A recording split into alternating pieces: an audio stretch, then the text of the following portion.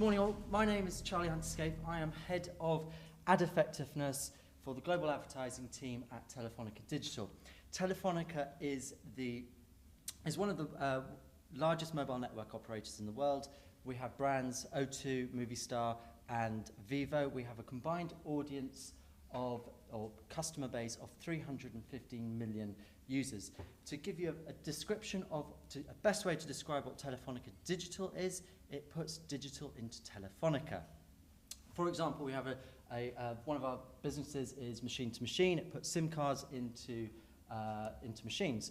We've done a deal with General Motors whereby they will actually be able to understand get access to advanced data, which includes collision detection, remote tracing, and maybe ability to serve ads to their drivers based on the conditions and also the location.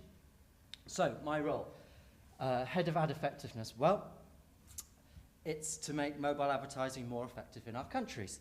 And the four themes that I want to quickly touch on today are data, shift towards local, mobile with other media, and measurement. Firstly, data. And from an advertising perspective, this is the first place that always starts from the advertising effective point. You need to know who your customer is and where your target is. And for us, the days of guessing where and who our audience is has actually now gone. As mobile customers leave a digital footprint of where they are. In the UK, these footprints present us with more than 1.5 billion network daily events in real time as well. So that's of all the 23 million customers that we have. So we've created like a big data tool, planning tool, that enables us to, so first thing, big caveat here, we've anonymized and aggregated all the data, so people's privacies are protected. But what we're able to do is we're able to track in real time these network events to provide hour-by-hour insight of people's movements and behaviors. This helps us from a business perspective to understand where the best places to put our retail stores are, or to analyze audience segmentation to know what the best offers are to put into those stores. This is an example of a catchment area for an O2 store in Milton Keynes. But one thing that I frequently get asked time and time again is, how can we say that we know who our customers are? And I just want to take a minute just to share with you how we do this with a stereotype. So I'm delighted to introduce everyone to Miss Jane Smith. So Jane is 25 years old, and it was her birthday on the 19th of March, so we sent her some chocolates.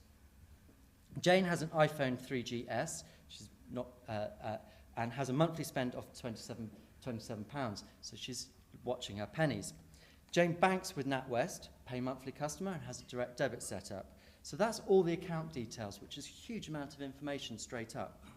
Jane has recently just changed her billing address to 21 Gowden Road in Clapham. Opportunity, therefore, for us to upsell maybe fixed line phone rental and also broadband. During weekdays, we see Jane makes a lot of calls from cell sites in Canary Wharf.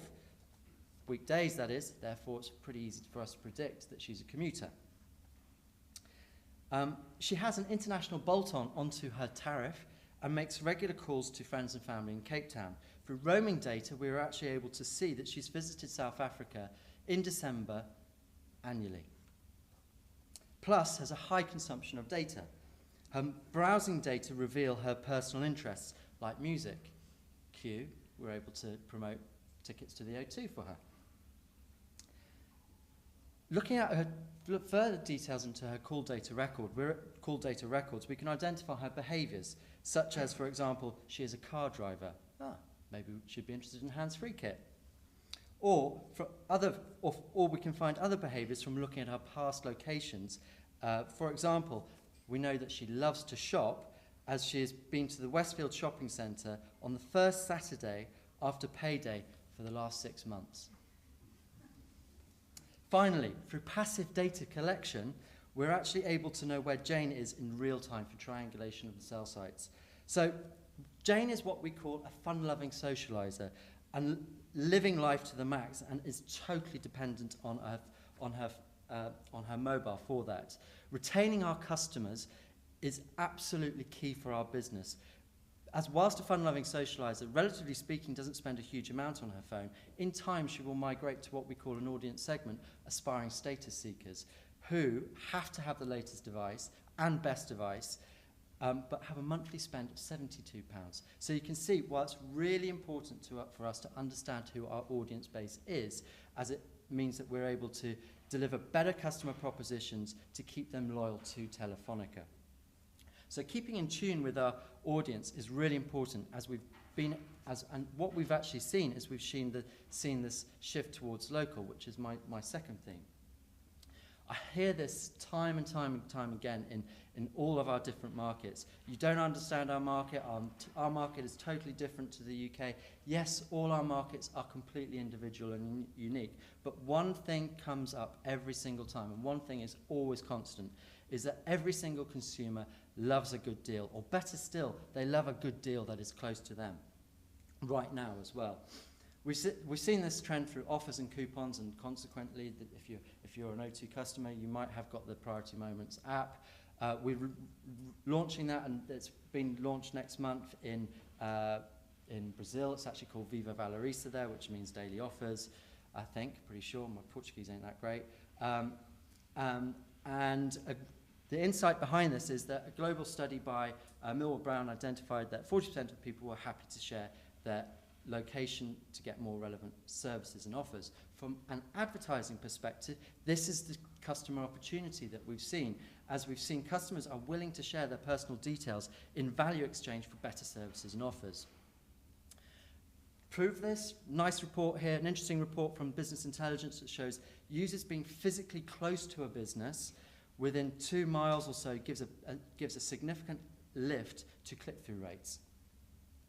And this is for banner ads, which is nice because what we're seeing here is that mobile sits in between the physical and the real world, which is how does media play with other media channels. This is so wrong on so many levels because this is on the side of a busy road.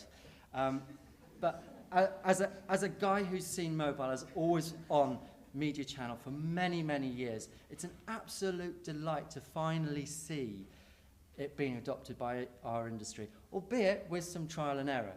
But examples like this are just mad when they're executed in countries like Brazil, where they've only got a smartphone penetration of 17%. Globally, we only have a smartphone penetration of 30%. So when you're planning mobile with other media, think about the market and think about how your audience are actually going to behave with it. I'm sure you've all seen this next example. This is the Pennies for Life campaign. It's by Microloan Foundation. It's a great digital poster which basically lets passers-by text a donation, and I love the simplicity of it, that it's a text, it's using text as a response, because it's not exclusive just to smartphone users. It's everyone is able to take part of it, which is absolutely key when planning mobile with other media. An interesting thing that I've been seeing a lot now is, particularly in other markets, is how mobile is being used to drive incremental reach and awareness. A campaign for Comdirect, which is a German online bank, current accounts, selling through mobile, that's a really tough gig. But campaigns on mobile actually achieved 30% incremental awareness using mobile. My German colleagues were able to prove this as they know who received the mobile ad. So from that, they're able to understand the impact of mobile had with other media, but also able to understand the impact of mobile has in combination with other media. But the best example I've seen to date on this goes back to the Starcom and Pizza Hut case study, which proved the effect of all different media channels. And it adopted I'm not a mathematician, statistician, but it adopted a statistical methodology understanding the interrelationships that exist between all the different channels. And the best way that they described it to me was like in a football match. So goals, in this case sales, come from lots of different combinations and interactions. So those different interactions are actually the other media channels. So for me, what was the most important thing here is that mobile, in this case SMS, was identified as a complete driver. So it either smacks it back in the back of the net directly, or it assists. So in this case, it was able to knock it up to search, who then smacked it in the back of the net. So that's what I find this really, really important case study, because for the first time it's showing that mobile is not acting in isolation, that it is a complementary media channel. Which leads on to my fourth and final theme, which is measurement. Fat fingers and accidental clicks. And a constant theme I hear from all our markets is how, as an industry, we're comparing mobile to online. In particular, we're comparing mobile with click-through rates to click-through rates of online. The problem is the majority of mobile display ads are poorly targeted, and from what I've seen is that 70% across our markets of display ads are sold blind. And if that's not worse, 50% of mobile display ads are accidental. But the thing is, with a mobile click, that's not just sending someone to a mobile optimized site is not just the only part of a mobile campaign. They're completely missing all the other elements, the awareness, the engagement, the consideration, someone actually going into store to touch, to feel, to try the product on, and then maybe even buy the product online. So the challenge is to be able to track a user across multiple platforms. Now maybe cross-platform logins will be the answer, maybe mobile payments will be the answer, but then what about the majority of the global audience base who have feature phones? Don't forget them. I mean, clearly this is a big problem. What I would like to see in the meantime is that as an industry, I would like to see us less reliant on this click rate metric. I'd like us to see the adoption of more traditional brand metrics, such as the awareness to purchase intent, which to demonstrate the success of mobile, to promote mobile media, and that to help promote mobile media up the media plan. I found this very nice global comparison from market norms between mobile and online that shows mobile ads generally have more impact on a brand metrics than they do for online ads. Thank you very much. That's my 10 minutes.